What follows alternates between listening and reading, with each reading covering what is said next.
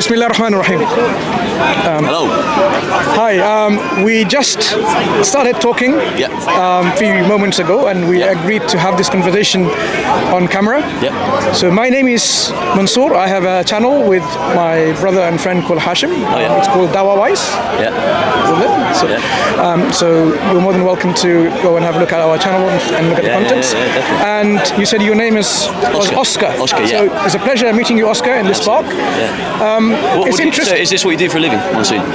No, I have a job, and I prefer not to work on Sundays, so that's why I'm here. Right? Of course, like most of us. I'm not like one of those YouTubers where they have their whole livelihood based on YouTubing and so on. Fair enough. I can do that. So it's quite interesting when I asked you about your view about religion. What you said is something that we can discuss. So would you mind just going over it again? So what are your views about religion? Do you think religion or religions are man-made construct, or they could be divine revelation, way of life from our creator, the God of this cosmos? Yeah, so just to the viewers, what I mentioned before to Mansoor was that... Mansoor with an R at the end, Mansoor. Mansoor, right. Is that religion is a man-made construct, as most of us will know. It was created thousands and thousands of years ago at a time when illiteracy rates were off the roof. So it was created by a group of intellectuals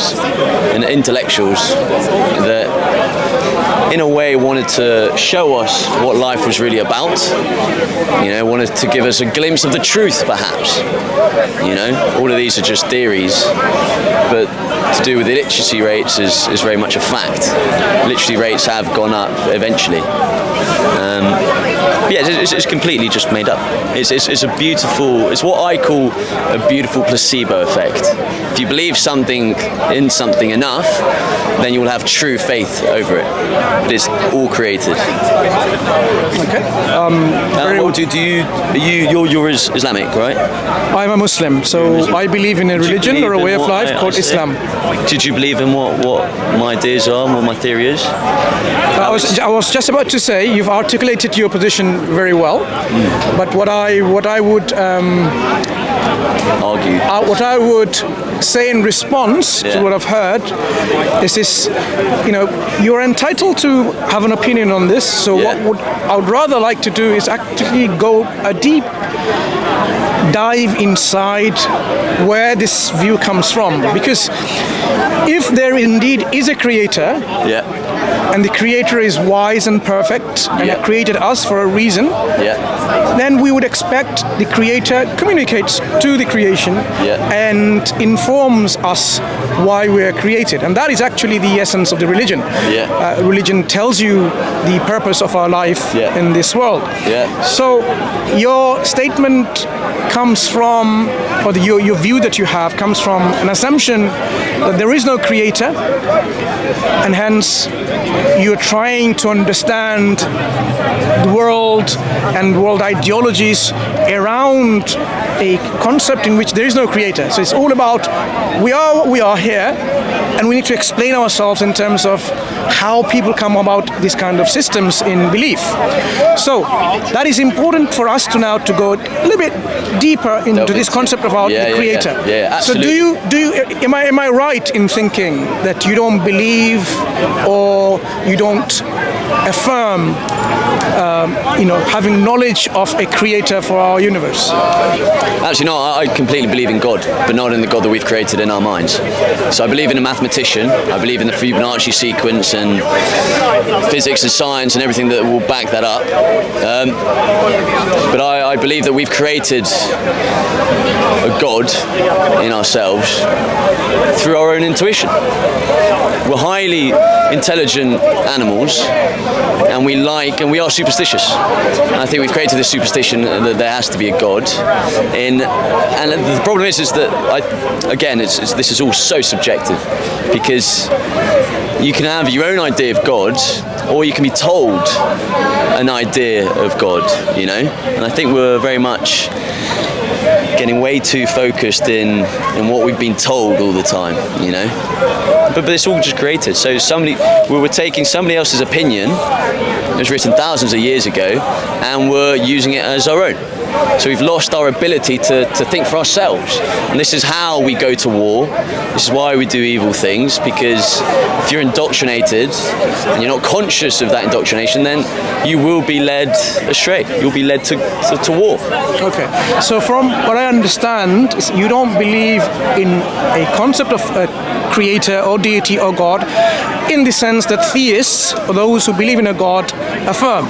So we believe in a creator of this cosmos, and you don't, essentially, because you think God or creator of our reality is just a human construct.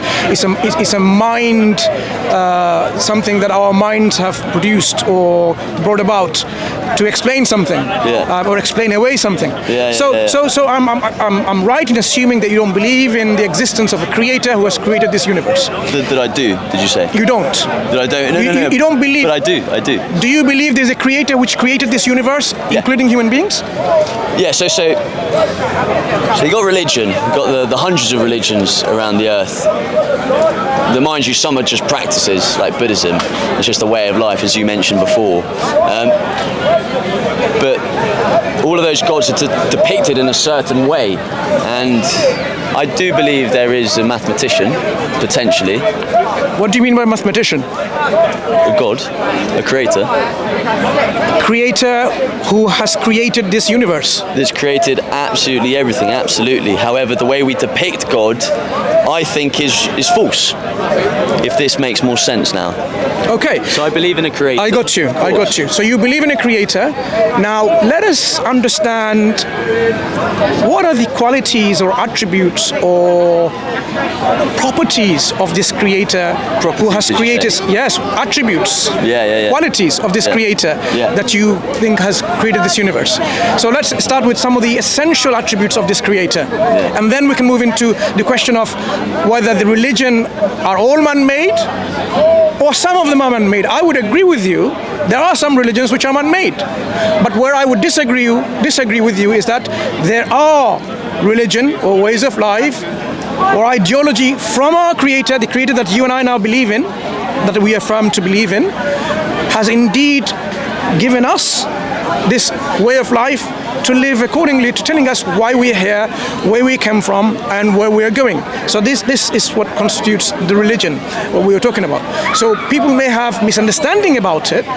So let's go back again to understand the attributes of the creator so that we can understand this question better in terms of, does the creator communicate to us or not? Does the creator give us or gives us any way of life to live in or not?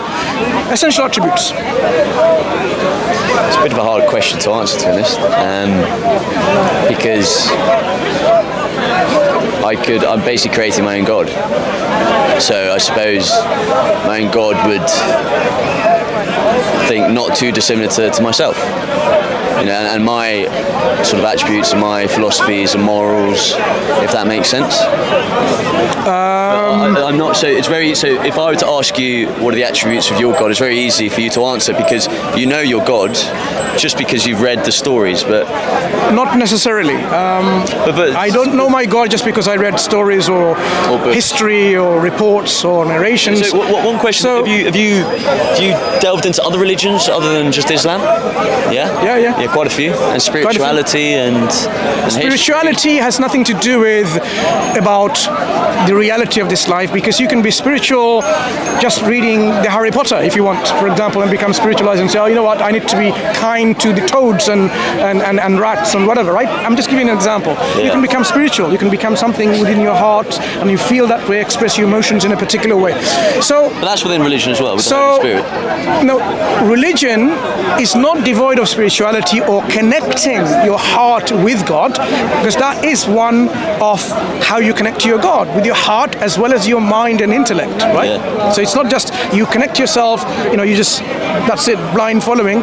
You also have this, emotional response to your creator that you say, yes, I agree that, to you belongs all the praise and gratitude and so on. Yeah. So when I say about essential attributes of the creator, if you look at the cosmos, do you know how big it is? Well, no. I don't think anyone does. No, from what we know so far. Well, it's expanding, so From what we know so far. I don't know the answer. Right. So you know we are like a speck in this planet Earth. Yeah. The planet Earth is like a speck in our solar system. Yeah, absolutely, yeah. And the solar system is like a speck in our Milky Way galaxy. Yeah. And there are millions and millions of galaxies bigger than even Milky Ways. Yeah. So you can imagine how big and vast this universe is. Yeah, and imagine the way we're conscious of it is just reflection. So we can go just as deep inside of us as we can go far out. So to That's the create, crazy of it. That's only 50% of it. So now to create something as vast as this, you would need, would you not agree, energy? Yeah, absolutely. You 100% need energy. Exactly. Well, so now energy just we have to agree that the creator possesses power or energy. Yes, absolutely. Right. Yeah. So he's a possessor of power and energy. Do you think the creator is self-conscious, self-aware? Would you agree that yes? He's the most self-aware, if he exists. Has to be. He's the most self-aware thing in the world, in the universe. So the creator has to be self-aware, conscious. Yeah. Now, creating a universe like this with so much precision. When we talk about precision engineering, we know what we mean. Yeah. When I talk about this camera, look how precisely this is engineered to perform a specific function. Yeah. Right? It's not only taking photos, it's recording videos, motion pictures, right? Absolutely. As well as sound. This is engineered with precision. The universe is more complex than this, and yet it is also engineered with precision. Engineering with precision comes with intent. Someone, like in this case our creator, has intended or willed this creator to come into existence. So he's the possessor of will. The creator has will. Not only is self-aware, but he is also possessor of will. He wished the universe to come into existence. Would you agree? Yeah, it's hard to argue against anything that you're saying, but I think we're diverting from the point. I think the point is... I'll come to why I say this essential attributes. To start understanding the creator, to better understand whether religion can exist from God, who is self-aware, who intended to create this universe. And if God intended, our creator intended to create something, there must be a purpose behind it. Otherwise, you are giving the creator saying, no, the creator intended to create it for no purpose, no function. It makes no sense. But just remember that if we were to be born in a random tribe in the middle of nowhere, and nobody ever told us about any religious beliefs and faiths, we may never even think about or create a God in our minds. I would disagree in that even if you were in a remote tribe, let me tell you what I disagree with. Go on. Even if you were in a remote tribe, say in a Brazilian jungle 5,000 years ago, and you were if people used their intellect properly, they would definitely come to the conclusion that there is a creator of this universe, and this creator is independent, is perfect, is absolute. Just like what I was going to tell you about the qualities and attributes of this creator. This creator will be absolutely perfect and independent, free from all imperfections. Right, okay. You can be in a Brazilian jungle 5,000 years ago, and can you still come to this belief by using and exercising your intellect alone? Would you agree? Yeah, of course, Right. Yeah. So if our creator is absolutely perfect and independent, created us with an intent to live our life for a reason, isn't it not reasonable only to affirm that the creator will tell us why he has created us? So I know where you're coming from. I think you're suggesting that, if he's made us, he's given us this gift, and we'll become so conscious that we'll be able to figure it out and sort of find him. But the problem is, you go to England, you have different religion, you have sort of slightly different set of beliefs, and you go to India with Hinduism and is also very different. But if you put all of these religions together, it's all metaphorical. You put them all together and it's just giving you a hint of the truth. That truth is very much subjective. Everything that you see, the Mayans and the Hindus talk about this illusion, the illusion of life. So if they're talking about this illusion of subjectivity, so red may look like blue to you, certain words may mean differently to you, this and that, etc., etc. So your idea of certain religion is very different to someone else's, and that's why we should just create your own God by yourself. We can come to religion. We can come to the variety of religions and why they exist shortly, God willing. Just after understanding. Really quickly. We talk about placebo effect before. You would agree that there's a huge placebo effect within religion, or not? There can be, absolutely, there can be. Yeah.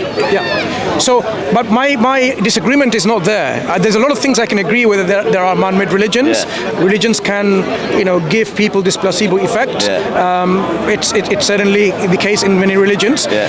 But I want to give you the religion of God that the Creator has sent us to follow.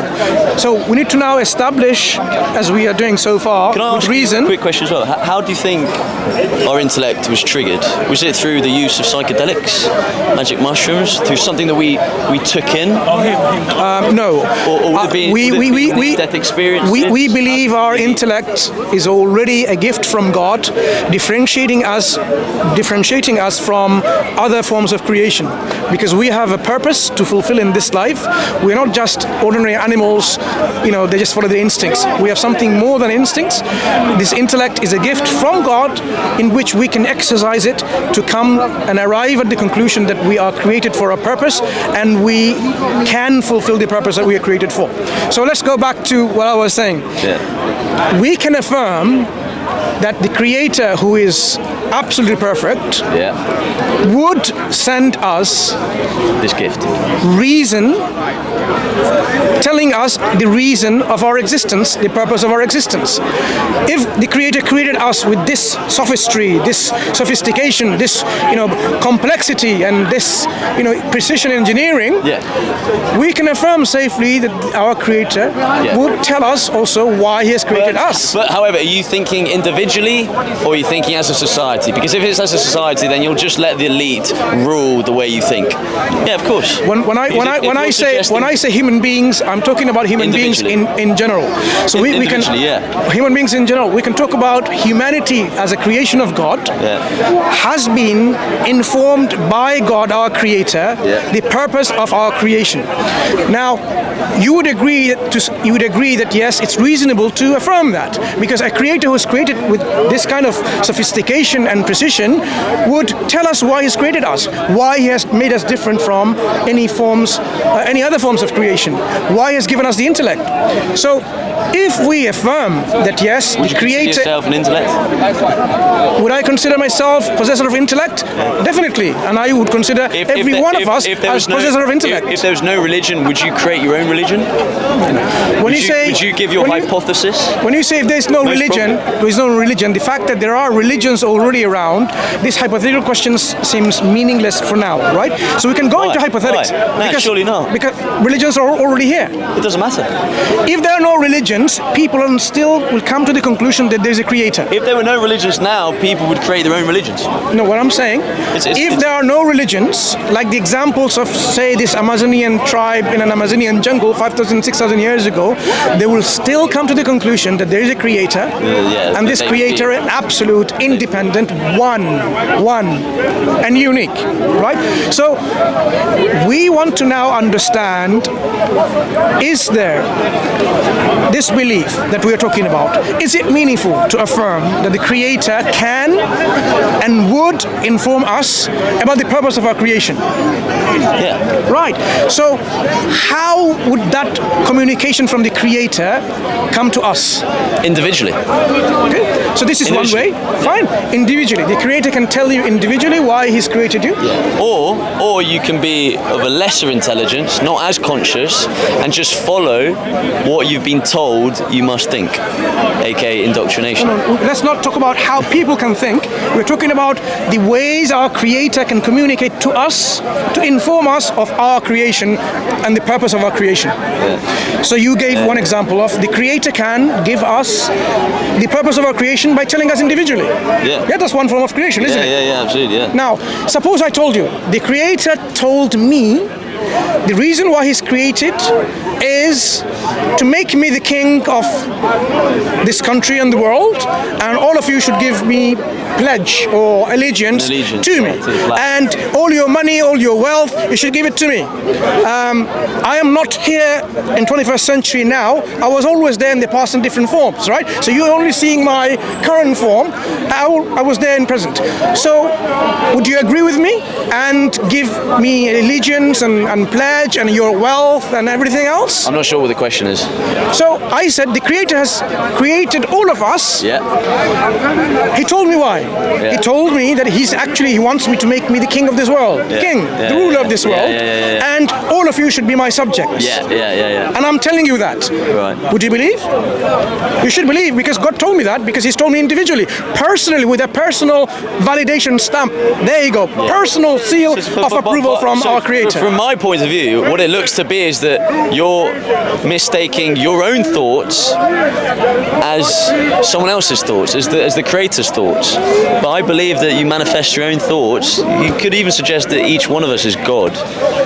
Let's try to understand again. So what you suggested is that you have this feeling from God, and this is why you want to build an empire. Not feeling. Remember what you said. But feeling? Okay, no, thoughts. But you're talking about thoughts. Absolutely not. So not thoughts. What word did you use then? So when you said Creator, when you said, I will explain. Oh right, okay. When you said the Creator can give us individually the purpose of our creation, I'm telling you the Creator has communicated to me directly. Suppose. Of course, this is not the case. And my response to that was that. Let me give you my scenario first and see whether these are some things that are effective ways of communication from God or not. That's what I'm illustrating. Right, okay. As you can see where it's going.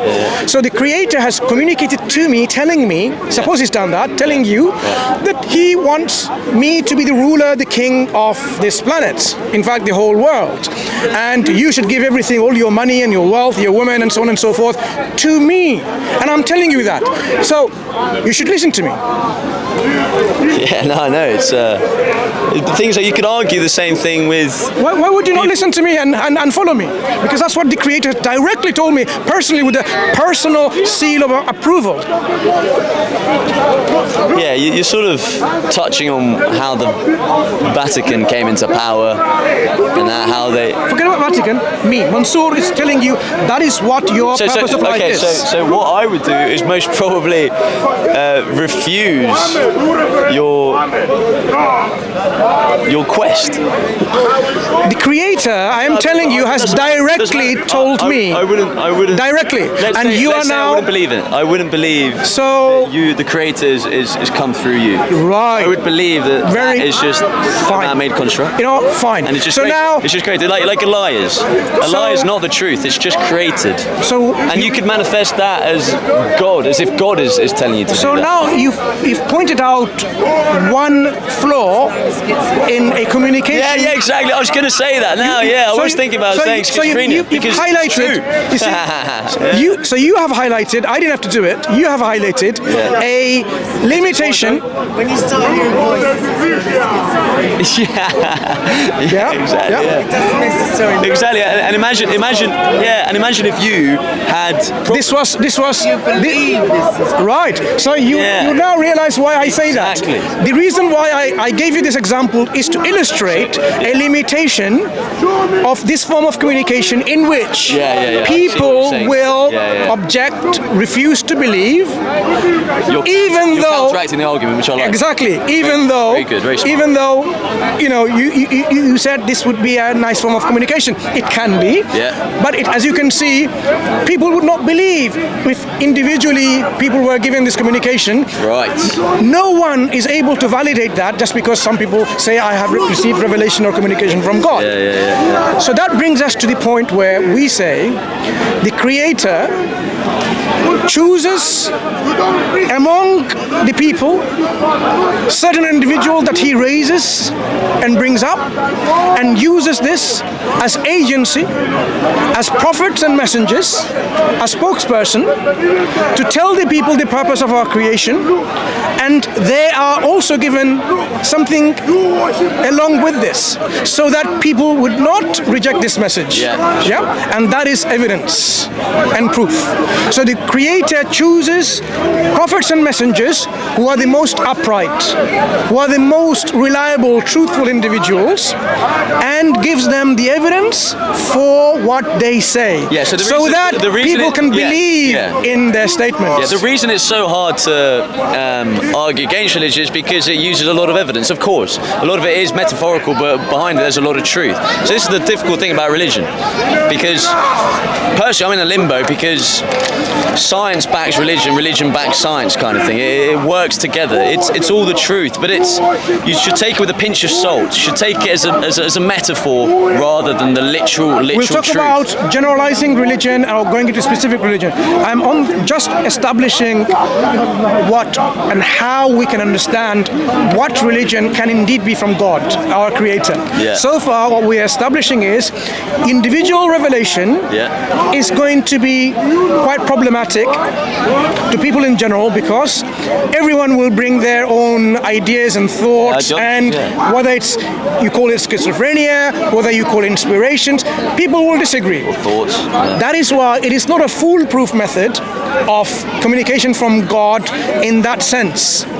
So why so general like that? If what you say is true, why would he make it so general that it's so questionable and not believable? He doesn't make it general. He sends specific prophets and messengers throughout times. Every nation, our Creator tells us, has been sent a prophet and a messenger, guiding them. I'm just stating to you what is obvious. Every nation or a prophet or a tribe or group of people, nation states in the past, had received warners, prophets and messengers from God, telling them what they're supposed to do. Because God, we believe, our Creator, is just. He doesn't punish people until they are told what they were required to do. But this happened hundreds and hundreds, if not thousands of times. That is why we say in a few of the prophetic narrations, statements of the prophet, there are more than 124,000 of prophets and messengers our Creator has sent in the past. Not just one or two. So, it is possible that people that you hear in certain remote part of the world, that they have still some remnants of the truth about this Creator. They may be still called like paganistic or tribalistic in their belief or spiritualistic in their belief, but there's some form still remaining. So I will touch upon why certain religion, when initially was indeed from God, the pure concept of monotheism, worshipping one God alone, eventually gets diluted and corrupted over time, and we can touch upon the reasons. But what I want to establish, as you're doing, Oskar, is the fact that God created us and will tell us what the purpose of our life is. Various ways God can communicate to us, and one of the foolproof method is by choosing from among people spokespersons, we call prophets and messengers, who are the best among them. It's authority. They know. It's authority. I'll tell you why. If an establishment like the Vatican or like the monarchy let me tell you something. Let me tell you some examples. Say Prophet Moses and Abraham and Muhammad sallallahu alaihi wasallam, peace upon them all, right? When we were to study the lives of these prophets and messengers, what we will see, there are certain essential characteristics. If you know about anything about Prophet Muhammad sallallahu alaihi wasallam, you will realize for the 40 years or so when he didn't talk about God, because only God appointed him at the age of 40 to be a prophet and a messenger. Before that, people considered him to be a Sadiq al-Amin, the most trustworthy, most reliable individual. He was never known to lie, cheat, and so on and so forth. A reliable, trustworthy individual. Like our Prime Minister, he never lies, never cheats. No. You can't compare this at all. So we are talking about the whole community, whether it's his friends or foe. I'm a Muslim. So the whole community affirmed and validated his character, that he was a truthful, reliable individual. So when at one point he went, when he received the call of prophethood, he went to one of the hills, the mountaintops of Mecca. I used to be a salesman. People had full trust in what I was doing. And I was still feeling alive. You can't compare what we're talking about. We are talking about individuals who are known by his friends, family, and foe, his enemies, all together in one uniform understanding that he, the Prophet Muhammad ﷺ, is a truthful, reliable person. When you are a salesperson, your friends would know that you may be a con man. Your customer may know that, but your friends would know. So we are talking about Prophet Muhammad ﷺ, his friends, close friends, as well as his family and his enemies. Those who didn't agree with him, for example, they would all vouchsafe and say, this man is a truthful individual, reliable individual. So when he went, so when he went to the mountaintop of one of the in Mecca, and he asked, he shouted to people, and the people came to him. He says, look, if I told you there's an army of horses or elephants or camels, whatever, an army waiting behind this mountain to attack you, would you believe? Do you know what they said? Yes. They all said, yes, certainly would believe that, because we've never heard a lie from you. And he says, okay, God has made me a prophet. I'm telling you and inviting you to abandon and reject and shun the worship of idols, worship of creation, and come back to the worship of our creator of everything. At that point, people didn't like it. Why? Because idolatry or worshipping idols was their business. They now know that the economy is going to be totally come to a destruction, because he's now saying, don't worship those idols, which is part of the economy, but worship the creator of the universe. But what I'm highlighting on this example is how everyone agreed that he was a trustworthy, reliable person. So when doesn't matter. We agree. We all agree that the Queen is a very trustworthy woman. We believe that she's doing the right thing. Doesn't matter. She can still deceive you the same way you can be deceived as well. So when we talk about prophets of God, for 40 years, doesn't matter. For 40 years, meaning what? His whole life, from his birth to the point he called people to worship God, they have not heard or seen or experienced any deception. So all your examples about the Queen, yourself as a salesperson, would not be comparable at all. Why? We're talking about an individual whose life, whose character is already validated. So I am now saying prophets and messengers that God raises up to communicate his message about the purpose of our creation are people like that. But I don't think you understand the potential of deceit. Like it's a true deceit is obviously going to be so successful. The illusion that something or a society or an establishment can create is very powerful. It's very strong. It's incredibly intelligent. The fact is, you will never know. Potentially, yeah. Go for it. Are you suggesting? Are you suggesting that the Prophet Muhammad ﷺ created this? I can't hear you. Are you suggesting that the Prophet ﷺ created Islam and deceived the world?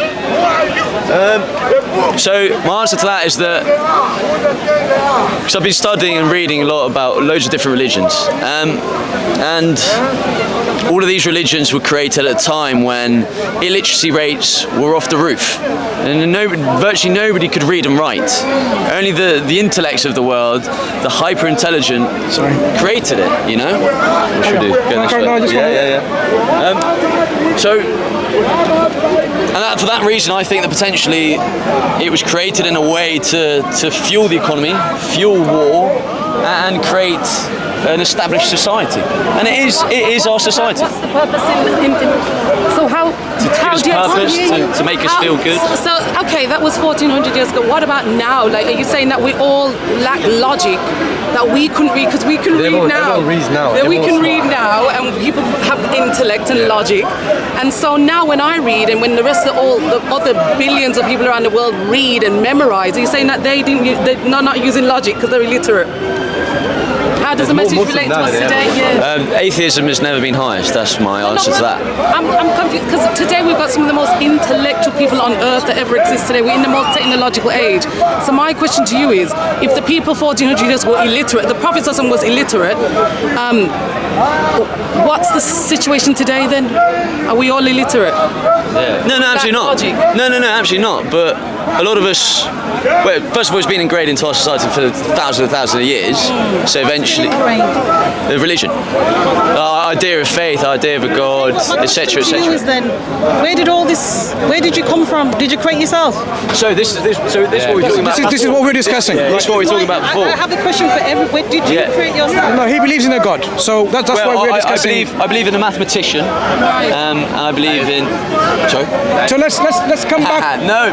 This is the thing. So Oskar, the way we've depicted God is very different in many different religions, and the way the messenger came down, it's all metaphorical. It's not necessarily 100% factual. I think we have moved to a tangent. So let's come back to the point we're discussing. Right? You're developing the conversation. Yeah. But we want to stay. We want to stay. It's a theory. Yes, exactly. He doesn't claim it to be fact. Evolution as well. But faith claims it to be fact. And that's Exactly. where I've got a problem. That's where I'm trying to establish. And that's the placebo effect. If you believe something well enough, you will have faith in it. But you Oskar. just believe. I'm not denying that You people won't. don't believe it. But I was about to establish can I ask you a reasons why Can I ask- we yeah, go on. believe in organized religion, we believe in Islam, and we believe why. Yeah. That is what I was addressing, think so whether too. it's control or not. Exactly right. So Exactly right. if you to now listen to the conversation, you will see why it is not about religion being an opium to the people as a control mechanism, but there are religion or communication from God in which it is indeed communication from our Creator that we both affirm that He exists and who created us. Yeah. What Monsoor is suggesting is that we are so smart and God has given us this gift to be able to establish self-awareness and that we figured it out by ourselves. But most of us haven't. We've just read. This is from not what I certain was. Books. This is, I think, Surely, a slight surely that is. misrepresentation. What I was establishing. surely not. What I was establishing is this. So we affirm so far God exists.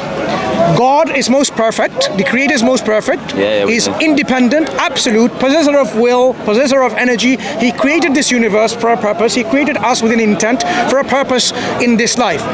Then we moved on saying, Creator would also tell us, being wise and being just, that He will tell us our purpose of our creation. And we talked about how this Creator then can communicate and tell us this essential information. You talked about that the Creator can individually tell us, and I gave you an example to illustrate how this is not a foolproof method of communication from our Creator. Then I suggested that one of the best ways of the Creator telling us our purpose of our creation is by raising prophets and messengers who are the best of people that He raises. And raising their consciousness.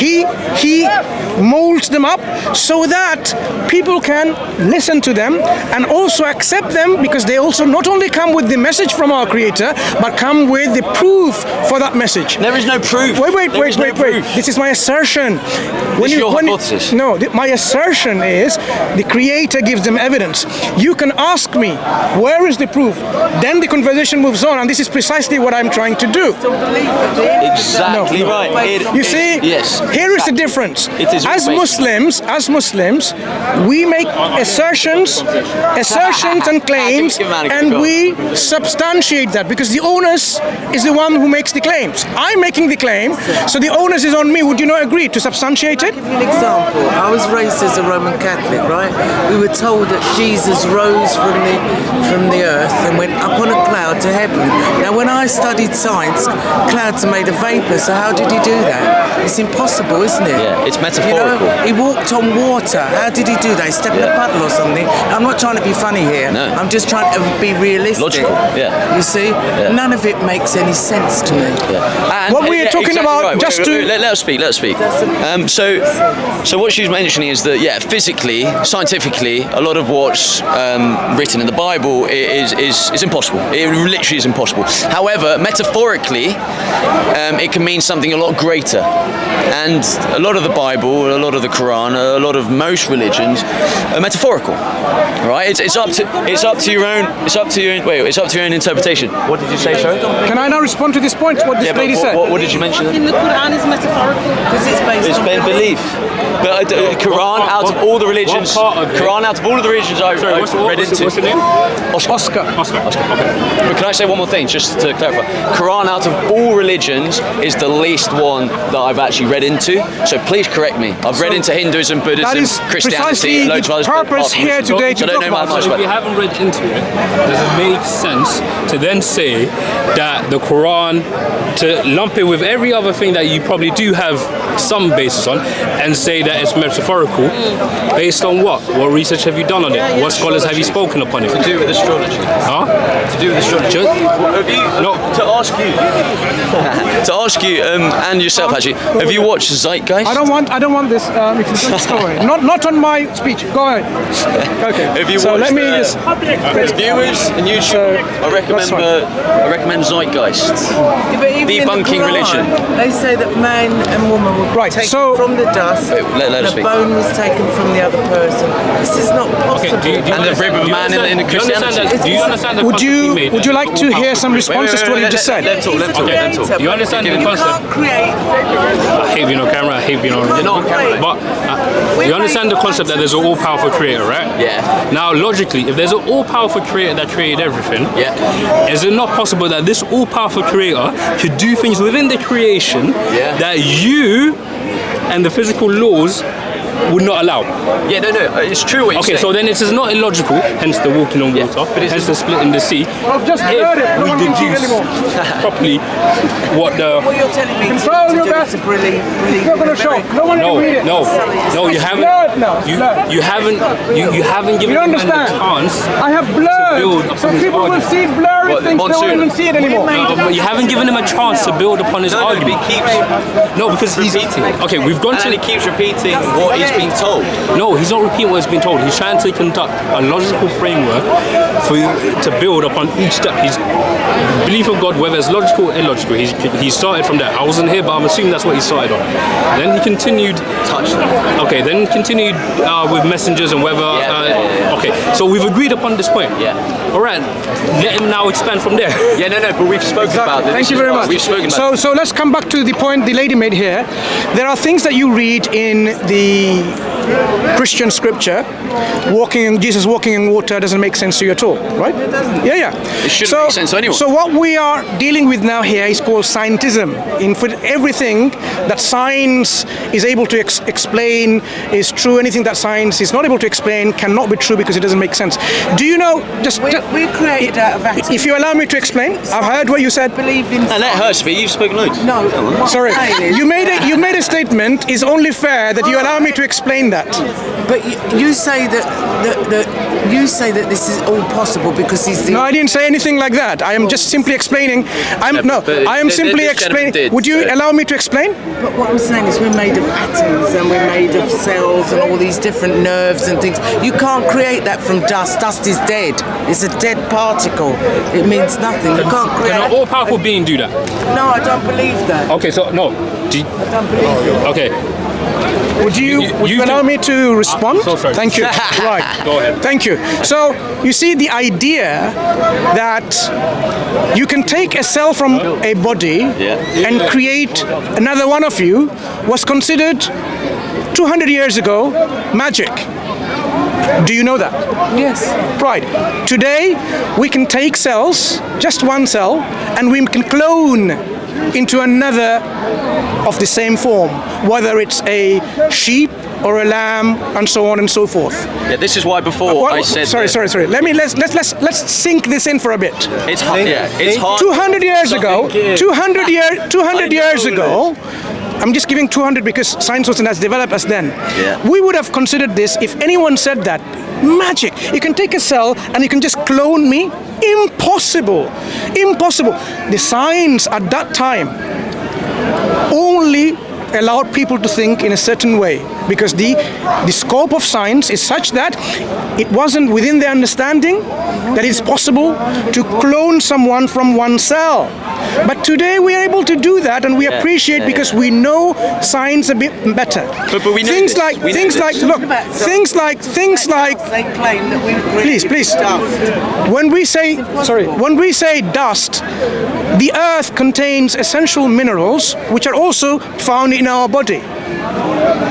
Surprisingly. Can I ask So, you? Can so I ask it you is something? not. Can I ask you something? You can. Let's But say, can I finish my point on this issues about, how miracles are rejected just because science cannot explain them? Science is having a big problem explaining consciousness. Yeah, true. And yet, Very true. and Very yet, true. all scientists agree we have consciousness, because without consciousness we wouldn't even have science, and yet they're unable to explain by science. It's called the hard problem of consciousness. Yeah. But just because our science today doesn't explain to us the mechanisms of how things are, doesn't mean we just reject them straight away. You could easily have said, Can I look, say something? You see, by the point, I'm trying to make my point, and I will then come back to you. That's the whole discussion we are having. You could have easily said, these events were specific events, what we called miracles, done by, as my brother said earlier on, an all-powerful entity, our creator, a miraculous event to prove a point. The fire is supposed to burn. That's the property of fire. But when you put someone in the fire and they don't burn, you would say, wow, that's a miracle. And this is what we say, it defies the natural laws that we know of. That's what, by the nature, the miracles are. The creator who created these natural laws is powerful enough to postpone the actions of these natural laws and act differently. The fire, he can make the fire not to burn. That is within the scope and power of our Creator. So it is not something like saying, okay, look, this is totally unbelievable. No, if you understand the concept of miracles, we can understand quite easily why not everyone can do that. The Creator endows or gives prophets and messengers these kind of powers so that people can believe that it is not something that you can do yourself. So when Moses, peace be upon him, when he was crossing this particular sea or an ocean, right, and the Pharaoh was following them, what was he doing? He struck the sea and parted. There was a like road going through, and the sea was parted in two parts. It is impossible in our understanding of science that could happen, but this was an event so that people can know that this is indeed a messenger of God endowed with powers, so that people can believe in him and affirm him as a prophet and messenger of God. Likewise, the Quran. Do you know the miraculous aspect of the Quran? Because you said you know not that much. No, Shall I now give you some examples of this? The Quran says it is such a book that you cannot bring anything like unto it. Even if the whole of humankind and the jinns, another form of creation, if they were to come together, they would not produce like the Quran. Whether whole book, 10 chapters like it, or even a single chapter like unto it. Why was it? It's impossible in the Arabic language, which the Quran is, to bring something like it, to imitate the Quran. Why is it that people failed, even to this day, to bring and imitate a piece of work which is like 3 lines long? This is what we're talking about. The Quran, when the Quran tells you that it is from God, it establishes by proof and evidence it's from God at the same time. Can I ask you a question? Right, so authority. Let's say your parents. Your parents teach you something, they tell you something. They have authority over you. You have full trust in what they teach you, right? You don't doubt that whatsoever. Later on in life, things happen, you become wiser, you become smarter, you realise that what your parents once taught you, maybe you can't apply again. Maybe it was wrong. The question is when you've listened to, or when you've read the Quran, when you've listened to your own faith and religion, have you ever tried debunking it? Because we can, and that's a good sign of intelligence, you know, because if you're just told something and you just fall for it.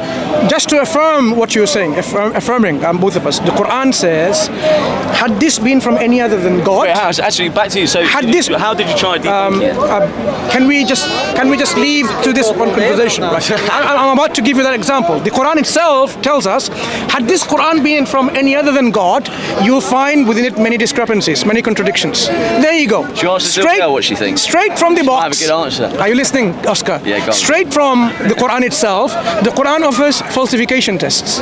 Which religion other than Islam have you heard offers falsification tests for itself?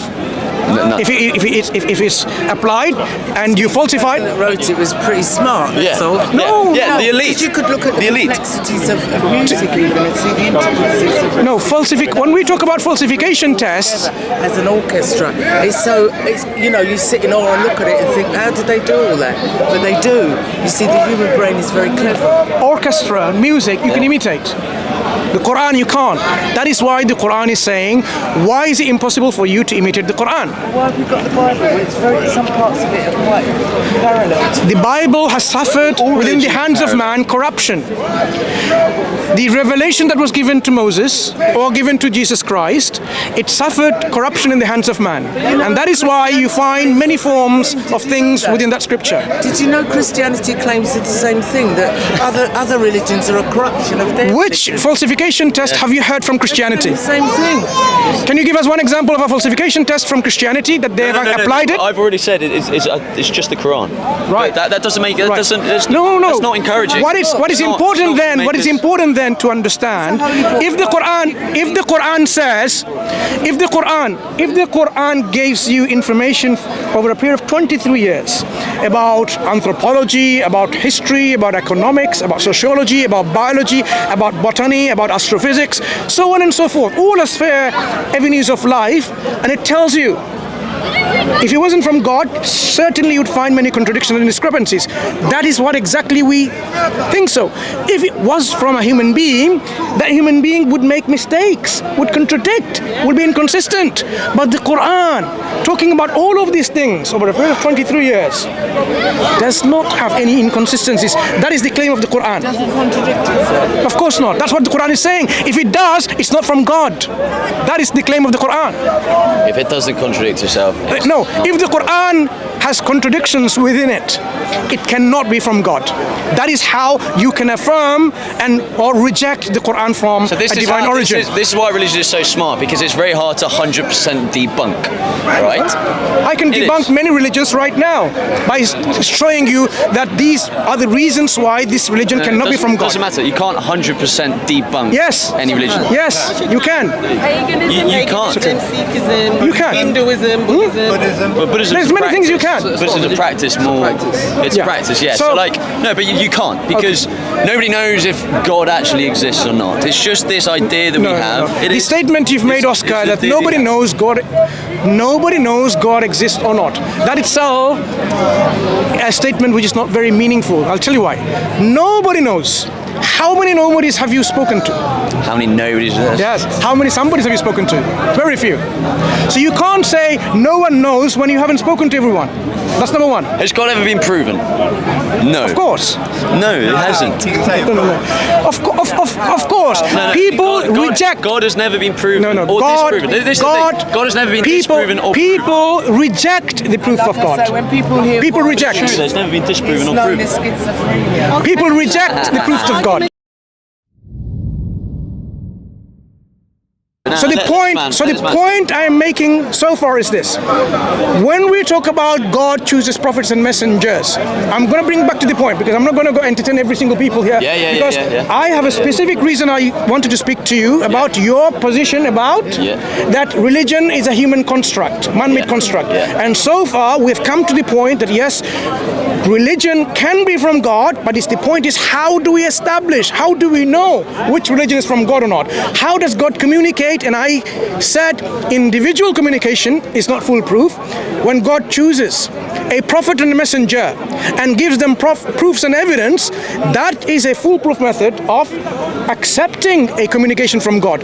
So we delved into Prophet Muhammad ﷺ and his evidence for his prophethood, his messengership. One of them being saying the Quran is something that is miraculous in the way that it cannot be imitated. Since you haven't heard about this perhaps before, it's worth going into and investigating and researching about this. Why is it that 1400 years have passed? People who are even scholars in the Arabic language, Muslims or otherwise, they all agree that this is not something that is imitated. Why is it?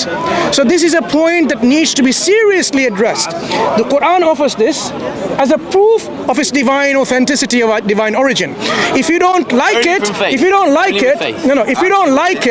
you should be able to criticize and refute it. The man here has a question. Why did you say 1400 years ago? Because Prophet Muhammad ﷺ was more than 1440 years ago. Okay, that's okay. Right. So the reason why I ask you that is I know that the books of the Bible was before, because obviously Christ is being mentioned in the Quran, isn't it? Yeah. So it must be Christ must have walked earth before for him to be mentioned in the Quran. So, correct. So that confirms that the Bible, which is the compilation of books, is being imitated by the Quran 600 years after. Sorry? He said that the Bible, the books of the Bible was before the Quran, even to the New Testament. Yeah. So Christ is in the New Testament. We talked about it. That's fine. I'm landing. So you said the Quran cannot be imitated, but it seems as if the Bible has been imitated by the Quran because it's 600 years after. So you don't understand. No, I don't know. I hear you, but Oscar made a point. He said the people of that time were quite illiterate, so how could they have written such a scripture at the time of Jesus? Okay, no, it's not actually. So if at the time of Jesus, peace Isa alayhi salam, if the people were so illiterate in the time of the Prophet Muhammad sallallahu alaihi wasallam, how were they able to have written the Bible back then, before his time, to have been able to have imitated it in the time of the Prophet Muhammad sallallahu alaihi wasallam? It's not really adding up. The question I asked, the ones who could read and write. Oscar, the Prophet Muhammad sallallahu alaihi wasallam wasn't elite in that sense of he wasn't literate. He was literate. He could read and write. No. 99% of the people were illiterate. That's where the There's no education. where I'm coming from. So, sister, allow me to expound your point, the point that you made. Smart. You see, one of the things that I haven't highlighted yet is this. Prophet Muhammad sallallahu alaihi wasallam, just like for the 40 years of his life, are you listening, my friend? Just like for the 40 years of his life. Talk some facts, because she's saying that who write the Bible, and I'm saying the Bible. I am addressing your point. Compilation of books. You see, it's only fair. One minute. Let us speak. It's not written by sister, individuals. too many people is going to make this conversation confusing. Do you not agree? I just make a very good point. So I'm expounding her point. That's what I'm saying. The sister made a point that I haven't made yet, which is this. Just like the Prophet Muhammad ﷺ was known to his people for the 40 years of his life before he said that he was a prophet of God, to be truthful and trustworthy, he was also known to be unlettered. He was not known to have read or able to read anything. The Arab society at that time. Can you say that again, sir? I sort of zoned Prophet out. Muhammad sallallahu alaihi wasallam was not lettered, meaning he could not read or write. He was illiterate. Unlettered. All of his life. For all of his life, he would not read or write. The Quran. And it's not about what you believe; it's history. It's not about what you believe. Look. You might not believe in because of certain things you're opposing. But what we are saying, historical reality is such that his people knew that he could not read or write. That is what they've affirmed. So being someone who could not read and write and produce a literature like the Quran, which you are unable to imitate, tells you something. How is this man able to bring about a piece of literature which to them is the most eloquent, and yet he could not read or write? That was the sister's point. So, addressing your point, the Quran is not imitating the Bible. The Quran is addressing within itself the nations of the past, the people of the scripture that God given to them in the past and how they fall short, how they corrupted the scripture, how they corrupted their message. So the Quran talks about the nations of the past for a reason, so that we can learn from them. By the way, we learn from history and their mistakes. This is a genuine question. Why do you have to cover up? That's broadening the issue. So we stick to the topic, Oscar, Yeah, then we thank can you. move to that later. Right. I'll be happy to explain. Very good. Right. So you see, the simple answer. Give us a brief answer.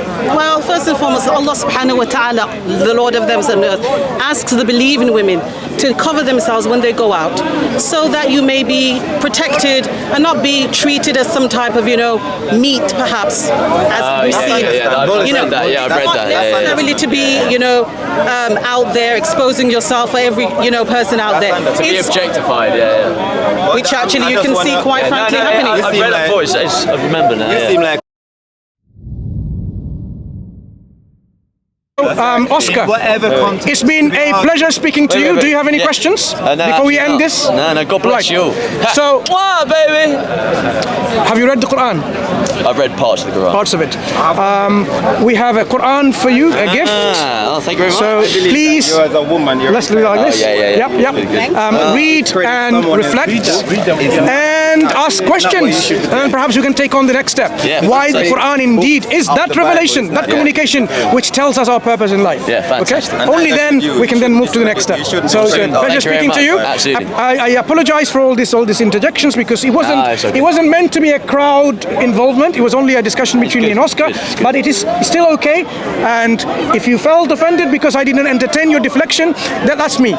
I only speak on the subject matter when I'm speaking on the subject matter. I'm not going to focus and entertain about politics now and about economics and so on and so forth. So take care and Absolutely. hope to speak to you again. Okay? Absolutely. All the best. Fantastic. Thank you very much. Thank you. Deflections. DawahWise. But,